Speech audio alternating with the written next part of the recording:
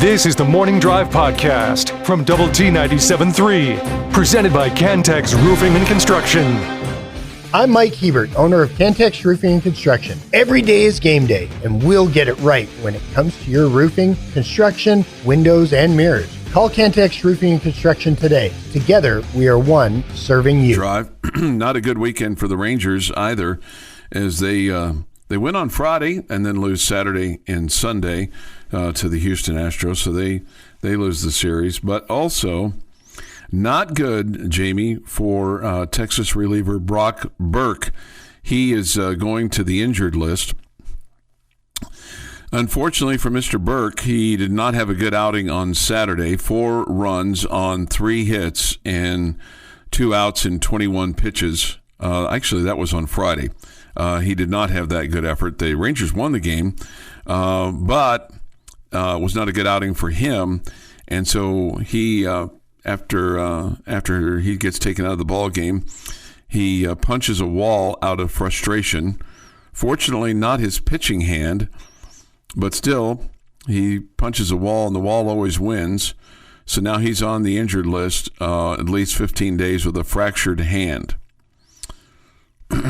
Bruce Bochy said this: "We want our guys, our athletes, to be competitive and hate to lose. But with that passion, there's a fine edge, and when you cross that line, there's going to be consequences. And we just saw what happened here. You love the fact that he was upset with not helping the club, but it just wasn't a smart move."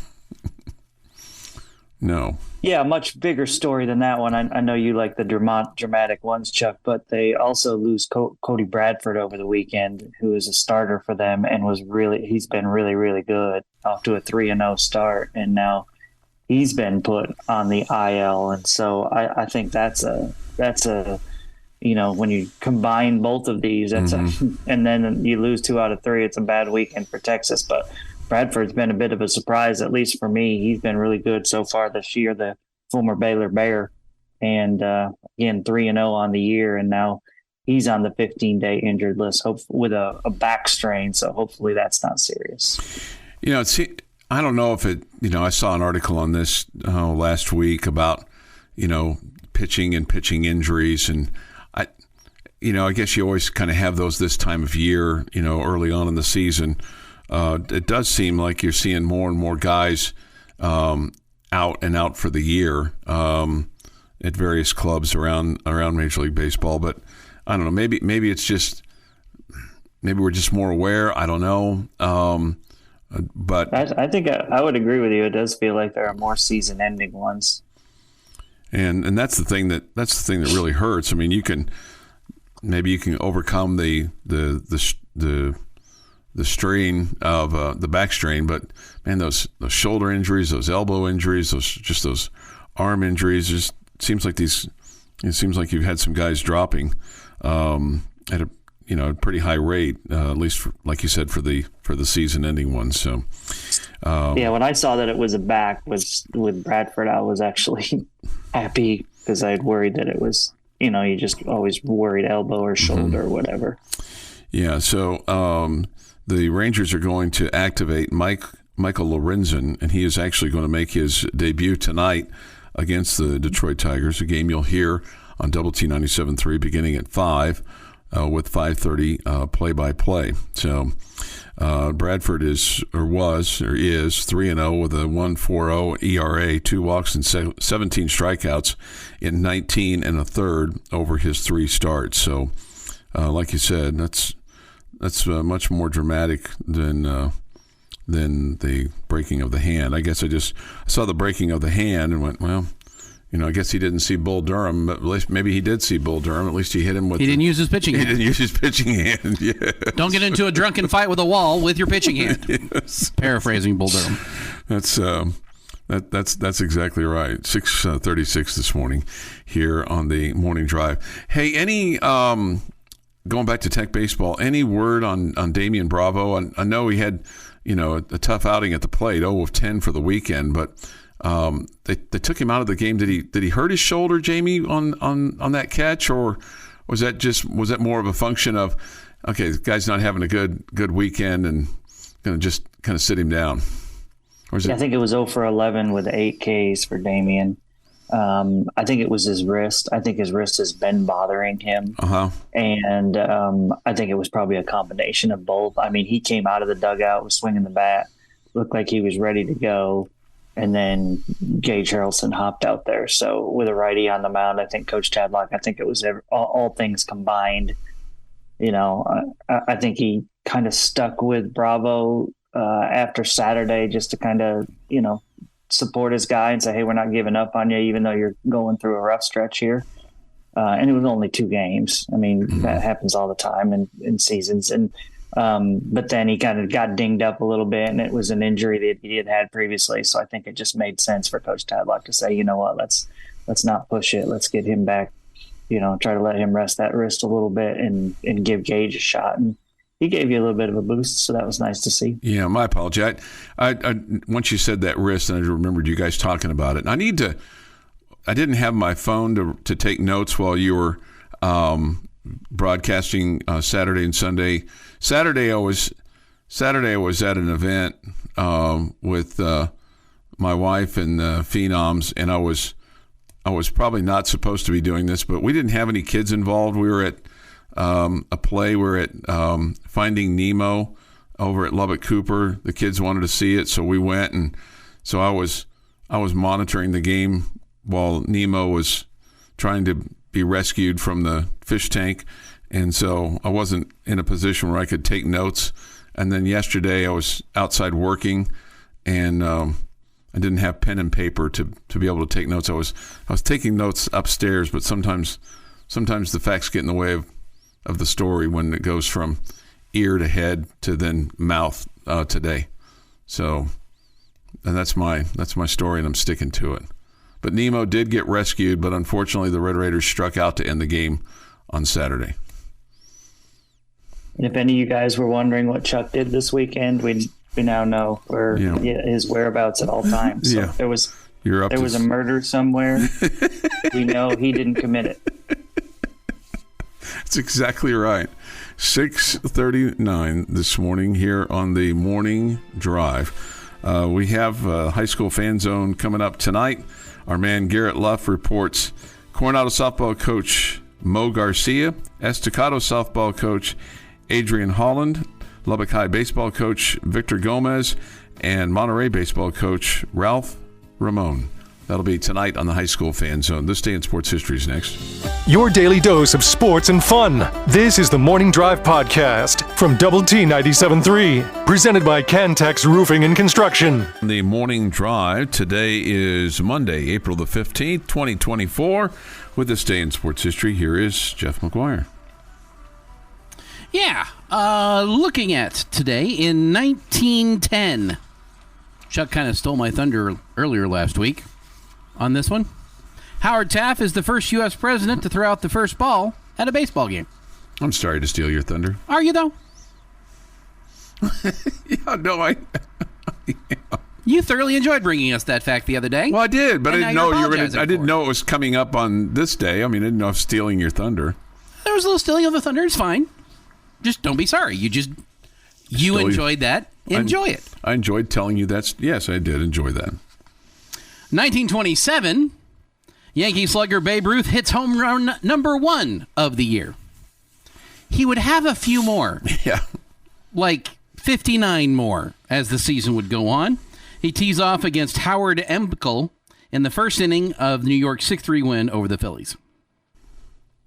I'm sorry, over the A's. My apologies. That would be the Philadelphia A's at that point.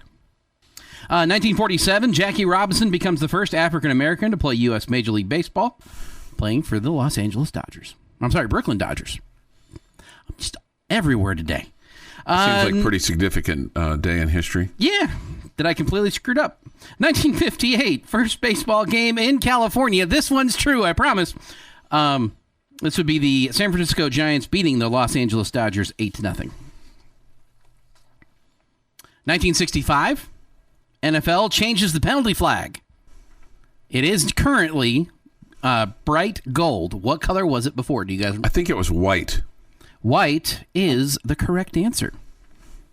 Probably a really good call to change it to yellow so that it doesn't blend in with the marks on the field. Yeah, seems like a smart move.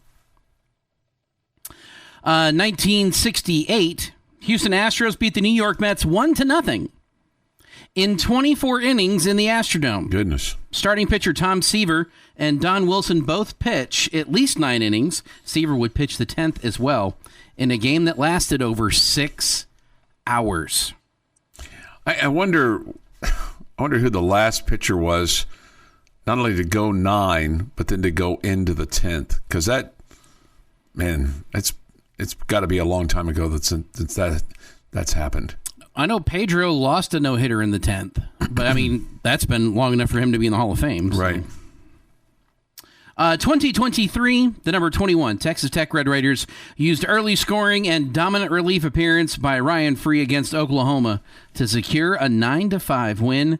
Free needed just 66 pitches to complete 5 perfect innings while setting new career bests for strikeouts. Man, he was good that day. He was good on Friday, too.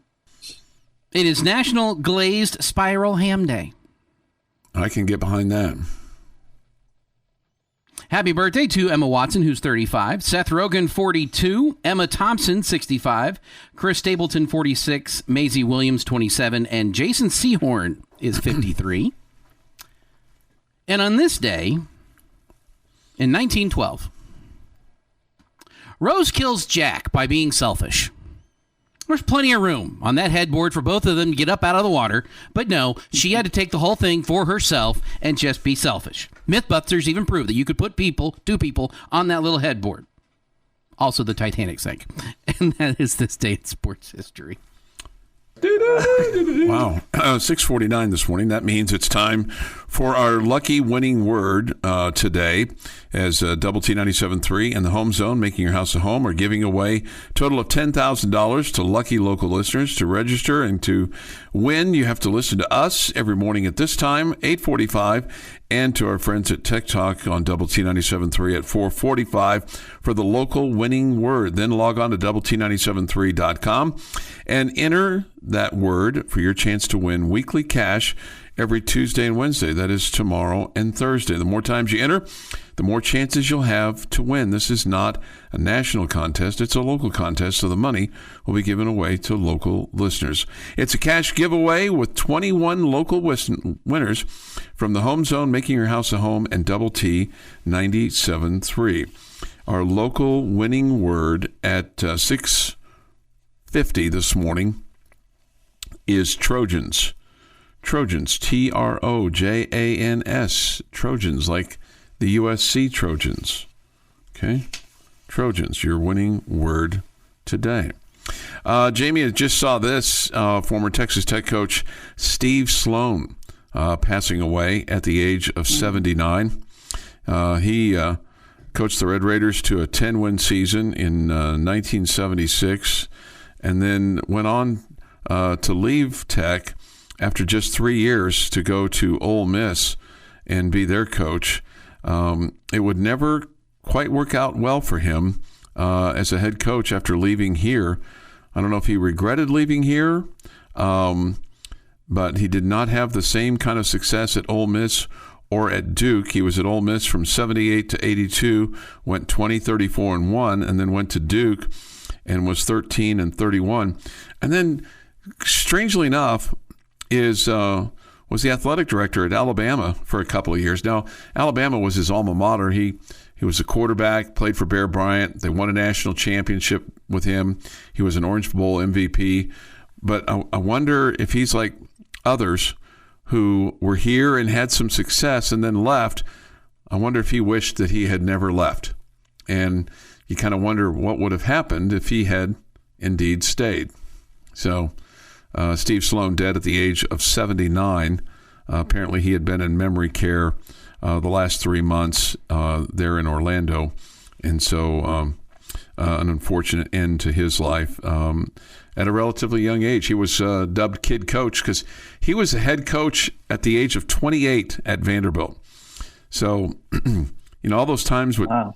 Yeah, no, right. All those times where people talked about how young Coach Kingsbury was. Well, he really wasn't, in terms of other coaches and when they were hired. we know it's a young man's game, and sometimes you got to get started as a young man for it to be a young man's game. But it's like so many guys got started that were very, very successful head coaches at a young age. And when Tech hired him, he was 30 years old. Steve Sloan was. So they had a great year there in 1976, but he would leave and go to Ole Miss. 6:52 this morning here on the Morning Drive. So if you have and he's the guy that hired Bill Parcells for a year and Romeo Crennel for a year. So two guys that would go on to become NFL head coaches were on his initial staff here at Texas Tech. Parcells would only last for a year, and I think Romeo Crennel was here maybe a couple of years at most before he moved on. So that's little Tech football news. We'll talk some more Tech football just after 7 o'clock this morning. There you go. So if you have a thought or a comment this morning, hit us up on the Yates Flooring Center chat line. Go to WT973.com for that, or the mobile app. Visual Edge IT hotline is open too at 806-771-0973. Any thought on tomorrow's starting pitcher for the Red Raiders, Jamie? Maybe Zach Erdman. I'm not really sure at this point. Yeah, who they'll try to go with. Maybe I don't think it'll be Washburn. I think we'll continue to use him out of the bullpen. So your guess is as good as mine, Chuck. You've got Tech and Arkansas tomorrow. We'll have it for you beginning at 5:30. Balls and strikes at 6, and then they'll play on Wednesday as well. 2:30 broadcast time, 3 o'clock first pitch on Wednesday afternoon, and then they'll have Thursday off as they travel back, and then it's obviously a huge. They'll travel back Wednesday night. Yeah, but I guess what I meant was, you'll have off day Thursday, and then it gets really, it just goes right back into the frying pan with West Virginia coming to town. The top team in the Big 12, Friday, Saturday, and Sunday. Your daily dose of sports and fun. This is the Morning Drive Podcast from Double T 97.3, presented by Cantex Roofing and Construction. For being with us, with Jamie Lent and Jeff McGuire, I'm Chuck Heinz. High School Fan Zone tonight at 6. Coaches from Coronado, Estacado, Lubbock High, and Monterey will come visit, and then we'll have the Astros and the Braves. Astros coming off a weekend in which they won 2 of 3 over the Texas Rangers. Rangers will have on the air tonight at 5. They play the Detroit Tigers.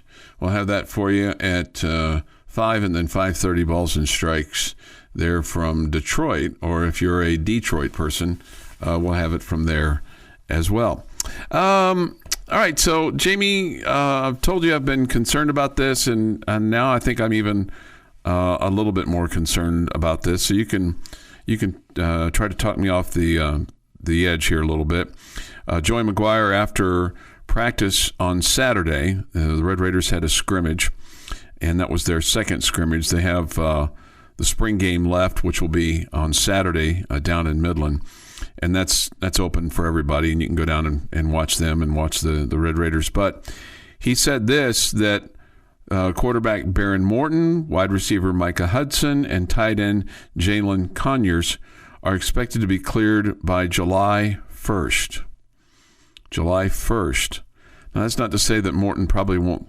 I don't know what he'll do between now and then. I'm sure he's got rehab. I'm sure he's got all kinds of strengthening skills or drills that he's going to do to help him with his grade 3 AC joint sprain that he had suffered last September. But this is I think a very concerning situation concerning your starting quarterback when you say he'll be cleared by July 1st. What is he cleared from? I mean, there's not surgery involved, right? No, he's still recovering. Apparently still recovering. I don't know if there was a setback at some point in time. They've not said. I don't know if during the spring, if he re-aggravated it, or if his shoulder just became is still not fully responding. But we're talking about going back to last September, and so. You get to July, and it's basically 9 months. Now, obviously, he played games, played in the bowl game. He was your bowl MVP. but they shut him down after six spring practices, and now saying he'll be fully cleared July 1st. So what? I mean, this is April the 15th, so you've got all of May and all of June. That's basically 2.5 months from now. And I don't know. I just look at this and go, man, that's a big red flag to me that tells me that you got a problem there. Yeah, I mean, I guess the length of time has me hoping that, it's not that, if he's cleared to play 2 months before the season started, that he'll be right, because he'll have all of July and all of August. Right. Mm-hmm. That he'll be ready to go. I understand where you're coming from. And so clearly he's not healthy at this point. But again, we knew that. So it's not the ideal situation. You would like your guy to be ready to go and 100% healthy. But so I can't, it's hard for me to say that you're wrong for being worried about it, because clearly he's not healthy. At the same time, I'm leaning towards thinking 2 months of we'll have him ready before the season starts. Yeah. If he's cleared on July 1st, and he's ready to go on July 1st, obviously it'd take a few weeks to, he's not going to be at 100% right then, but you got 2 months. This is a quote from the AJ this morning from Saturday. And then in addition, Coach McGuire saying Micah Hudson and tight end Jalen Conyers will also be cleared. Conyers has had a broken foot, and Hudson is coming off the arthroscopic knee surgery. We knew about that, and the Conyers foot deal. But he said all three of those guys, barring any setbacks, are expected to be cleared that 1st of July. So, man, like I said, I think when you think about the new receiving group and everything that you have coming in, and I understand some are going to say, well, we're not installing a new offense or installing new plays, but I just kind of look at it with regard to the timing of those receivers and the new guys getting used to his ball, and the different. I mean, they're going to have some new plays surely that you're going to want to kind of know like the back of your hand, and I don't know, just seems to me like there's more to this than meets the eye. That's what I'll just say that. It seems like there's more to this than meets the eye. And what is more? That the injury's more severe than what we know. What are they trying to bamboozle us with? I'm not saying they're trying to bamboozle us, because I think they have every right to protect their player. And I think it's smart to, if he's not 100%, I think it was smart to shut him down when they did, in the spring.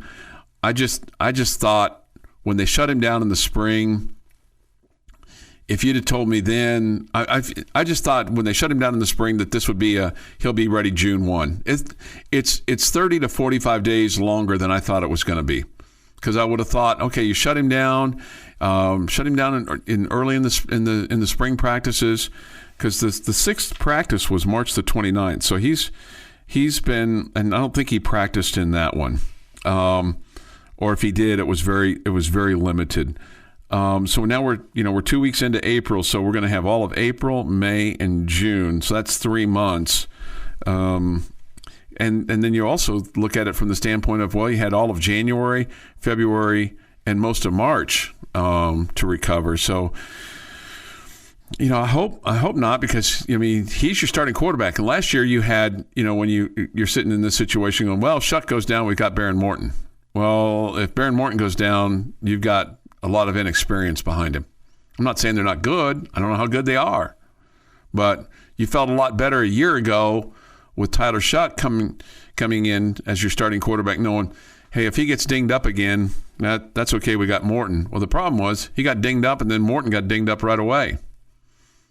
Yeah, I completely agree on the fact that last year you felt like, hey, if you lost him, you still had a veteran. I don't know, maybe veteran's not the right word, but guy with some experience behind him. It would be hard to disagree with any of that. I just I think the situation is probably not what if the coaching staff had known his shoulder was still not going to be right, that he probably wouldn't have gone through the first 6 spring practices. They figured that out. They elected to make this decision. And I don't feel like anybody's trying to hide anything. No, I don't either. I don't either. I just wonder if the injury, if it's still worse than what we thought. But you're saying there's more than meets the eye. I mean, they've told you he's injured. No, I understand that. I just wonder to what degree. I just wonder what the concern is for him starting August the 31st, as we sit here today. Or what's the concern with one hit that's that puts him out as well. And I realize you can always, and that's definitely fair. And I realize that you can say that about anybody. You can say that about any player. Hey, he could get hit, and you're one hit away from your number 2 of this or number 3 of that or whatever. I guess the question that we're all internally asking ourselves and coming up with an answer for where we feel, because I'm more in line with Chuck on this, that it's a little concerning. It's how much do you believe that if there was a game today that Baron Morton would be able to start for you? See, I don't believe you. If there's a game today, I don't believe that he's the starter. And that's what concerns me, because I'm in the same boat. But there's not a game today. I know. It's April. I know. But these months have a tendency to, it's April the 15th today, and before we know it, you're going to be in Las Vegas. June, July, August. I get it. I understand. It was December and November, right, and January and February. Right. It seems like just yesterday was the bowl game. It's going to seem like just tomorrow, I'm going to be speaking to you from Las Vegas, and you're going to be at Big 12 Media Days. Well, you better not be, because he's got a game tomorrow, and you got to be here tomorrow. So be just like tomorrow. The Morning Drive podcast from Double T 97.3 is presented by Cantex Roofing and Construction. Time now for Jamie's question of the day on Lubbock Sports Station, Double T 97.3.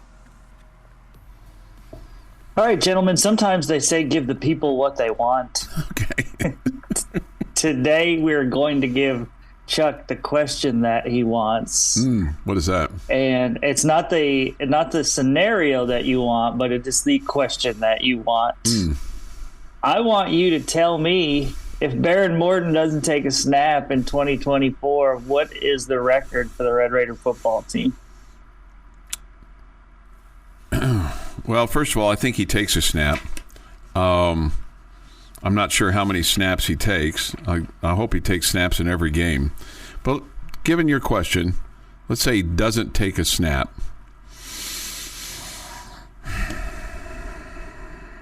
I think you win 5 games tops. And that's maybe the first 2, maybe 2 of the first 3.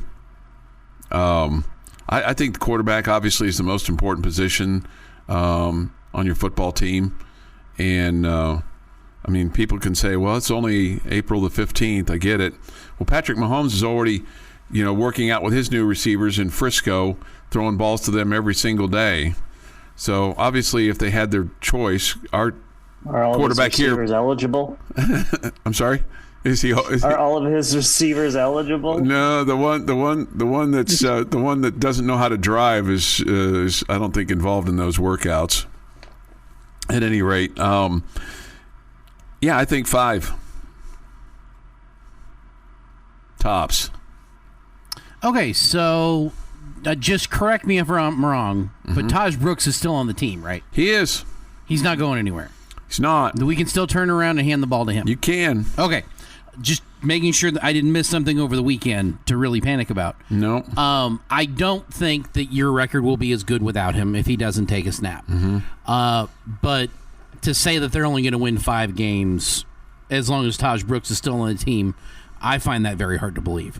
I would say 7-5 regular season with a pretty good shot in the bowl game at this point. You've been 7-5 the last 2 years. Yeah. Well, and you've got a much easier schedule this year than what you've had in the past. Yeah, I think I can still find enough wins to make a bowl game. So I'm in the middle of you two. I think I'm at 6-6. Okay. But obviously, he's a guy that is extremely important, and it's a change. It's going to be a change. Now, here's the thing: if he's not going to take a snap in the season, then Jake Strong and whoever else we're talking about here is going to get plenty of reps. And you would also like to think with experience we'll get better as the season goes along. And so I don't think that you're going to be suddenly a team that can't throw the ball or is completely incompetent at the quarterback position again with all those first team reps and with all that time. As the guy, I think the experience will make them better when the games get tougher. So hopefully that helps. Yeah, and like I said, I think he's going to take snaps. I just, I'm full on concerned. And I can't disagree more with this thought off the Yates Learning Center chat line. Chuck desperately wants a quarterback controversy. No, Chuck desperately wants a quarterback to be healthy. Yeah. And you know what? If you don't want your quarterback to be healthy for the first time in 5 years, go away. That's really what I want to say to you. Because you've had quarterback issues since Patrick Mahomes was here. And you're on 4 straight years of having to use all 3 quarterbacks? That streak really needs to stop. So let's get some health in the quarterback, and let's start with Baron Morton. But he's got to get healthy. And I think that's where Chuck and I both are, is that we're worried that he won't be.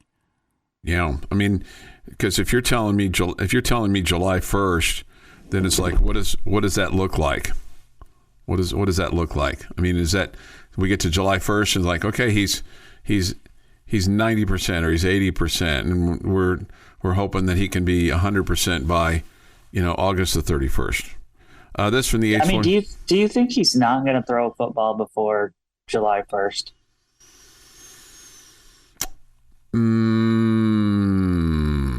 Oh, I think there'll be some soft tossing. I don't know, Jamie. I don't know.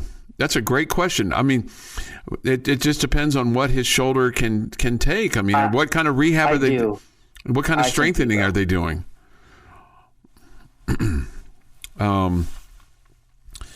This from the Yates Flooring Center chat line, 9-3. I refuse to go negative. Okay. What is this? Negative Nancy Monday? Well, I brought it up, so I mean, my mom was named Nancy, so I guess I can. I guess I'll bear the fruit today. This is the part of the year we begin to build the team up to be Big 12 champions. Way off script here. No, it's not way off script. Not when your quarterback's not cleared to play until July 1st. We get this question: why are Tech quarterbacks so injury prone the last decade? Do you think it goes back to the offensive line not being able to protect him? Or is it freak? We ask the same question every single time. Are most of them getting hurt in the pocket? The answer to that question is no. But are they flushed out? Because I mean, some of these have been freak injuries. The collarbone injuries seem to be freak injuries, but it seems like that's become more and more of an injury for double lung puncture. Yeah, would be a freak injury. But it's them. Some of them have been running on their own, and some of them have been running for their lives. So while I don't blame necessarily completely the offensive line, you haven't exactly had a great offensive line in front of these guys to protect them. Yeah. I also blame some of the receivers for not getting open faster. And specifically last year, not being able to break a press. Mm-hmm. Somebody says this: it's freaking April, Jeff. And your quarterback hasn't been healthy since December. Yeah, I mean, it's just a concern. It's just a concern. And when you don't have anybody that you look at and go, okay, well, there's 1A, 1B, because that's what we said last year. We got 1 and 1A, 1 and 1A, 1 and 1A. You guys think he's less healthy than he was during the season? Oh man, yes. I think I think what I saw in the spring was less healthy than maybe what I saw in the bowl game. But I don't know. I don't know how much he was. I don't know what kind of pain he was going through in the bowl game that he just gutted it out. Because it seems to me like he looks to me like he's a guy that guts out stuff. But I don't know. He did not have any surgery in the offseason. He just tried to rehab his. The Morning Drive podcast from Double T 97.3 is presented by Cantex Roofing and Construction. Thank you for being with us today on Lubbock Sports Station, Double T 97.3 and Double T 97.3.com with Jamie Lent, Jeff McGuire. I'm Chuck Heinz. We come to you from our location in the First United Bank studio. Jamie is still on the road with the Red Raider baseball team. They'll travel today to Fayetteville to take on Arkansas tomorrow. And, of course, we will have the game for you here on Double T 97.3 beginning at 6 o'clock. Balls and strikes at 6:30 tomorrow evening. And then on Wednesday, it is a 3:30 airtime and 4 o'clock first pitch from Fayetteville. So look forward to hearing that and seeing if the Red Raiders can bounce back from 2 of 3 losses over the weekend to TCU. Rangers and the Tigers tonight from Detroit. We'll have it at 5, play-by-play at 5:30. Thoughts, comments, Yates Flooring Center chat line. Go to doublet973.com for that. We get this. Had a great time in Lubbock this weekend. Enjoyed being at Rocky Johnson Field watching Texas Tech softball. And Jamie, I heard you guys talking during the broadcast yesterday, and this gentleman was also listening to you while watching the Red Raider softball team take down Kansas over the weekend. So how about that? Took in a lot of Red Raider sports. He did. This is Uber, however you want to pronounce his name, more popular in the world now than Mahomes. No, he's not, I don't think. Although, I mean, when you say in the world, you know, he's not in the world yet, but man, he's certainly climbing up the charts. They want to know, if so, how does Tech do what they did for Mahomes with his name in the Ring of Honor? How do they honor him? That's a great question. I don't know. I mean, he was a terrific golfer here at Texas Tech, but I don't know. Maybe they do something over at the Rawls course for him. Maybe they start naming tee boxes for players that have done really well, or the putting green, or the team lock. Well, the team locker room is already named for the person that gave the money for that. I don't know. That's a good question. This from the Yates Flooring Center chat line. Micah Parsons ran a 4.3640, just so you know his speed. Do we have a returner that runs much faster than that? I don't know. I would make the argument, do we have a defensive end or linebacker that can replace him if he breaks his ankle when he's running a playback on a kickoff return that literally any of your other wide receivers could do? Yeah. I think this is sarcasm. Dr. Chuck, what is the appropriate time for a shoulder to heal? We're talking about Baron Morton. You want him out there throwing after a procedure when alternatively you can be precautionary and let it rehab more than just to satisfy your worries. Yeah, no, I'm with you on that. I want him to rehab that. So we'll see. But I mean, there is concern, and at least in my book, in terms of kind of what's it going to look like in July. I don't think you're crazy for having concerns. You have no idea. I think having small concerns at this point is maybe enough. Okay. But we all know he's not healthy. Mm-hmm. And so you're hoping that he is, but right now he's not. Mm-hmm. And it's been a while. So I don't think it's crazy to be a little bit concerned. I think we sure have talked about this a lot. But I think it's warranted that you're a little concerned. I just don't know that we should be in panic mode at this point. Okay. Okay. That's fair. This from a washed up guy who I consider sometimes our senior advisor to the morning drive, whether he wants to be or not. Chuck, naming a tee box for Ludwig is an excellent idea. I mean, I don't get very many times where somebody says something I said is an excellent idea, Jamie. So I'm going to take that and run with it for a moment. Well, I mean, you do come up with some crazy things, man. No, I know. Like I said, I mean, maybe you throw enough things against the wall, eventually you find something that actually might make some modicum of success or sense. Mm-hmm. Yeah, just got to make sure you hit the wall. Yeah, no, you're not wrong. You're not wrong on that. Hey, guess what? Make sure make sure your shoulder's well enough to throw up against the wall. Sure. JL is right on. Chuck brings it up every stinking morning. Maybe not tomorrow. I think we touched a nerve there, Chuck. Yeah. Nah. It's just I just wanted to have a little emphasis for the texter. Well, Hey. no, I think you touched a nerve by bringing this up every stinking Every stinking morning. Yeah. Guess what tomorrow is, Jamie? It's Tuesday? Tuesday. Not the day the work gets done, so you don't have to worry about that. It's also the transfer portal for college football reopens tomorrow for 15 days. For 15 days. Joey McGuire telling the media after practice on Saturday that he hopes to not be active at all. I'd really love to take this team into camp and get ready to go play the season. We feel that we've created a lot of depth. And they may not have any room to bring anybody in, depending on how they kind of count everything up. They do have one player that's going into the portal, backup defensive back Cameron Watts. He said on Friday that he's going to go into the portal.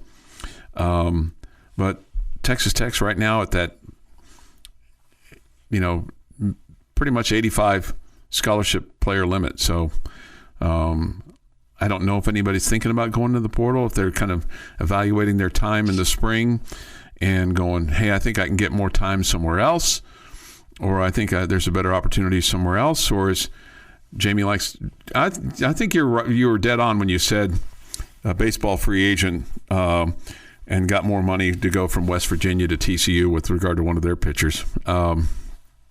Anyway, it does seem like every day it's headed more and more that way. Yeah, to a certain degree, there's some of that going on. I mean, obviously, the bulk of your team is not, for a football team, at least, it's not brought together by through the transfer portal. Basketball is a little bit different. Baseball is obviously more like football in that regard. But yeah, I mean, I do think a lot of guys are moving. Maybe in basketball, it's more about the money than anything else, or they're going to programs that are winning more than the one that they're currently at. But, and then there's some guys that are leaving because they want to go somewhere where they can get more playing time, and we totally understand that. So, but money definitely factors in. This has been the Morning Drive Podcast, presented by Cantex Roofing and Construction. Check out our library of Double T 97.3 podcasts at doublet97.3.com.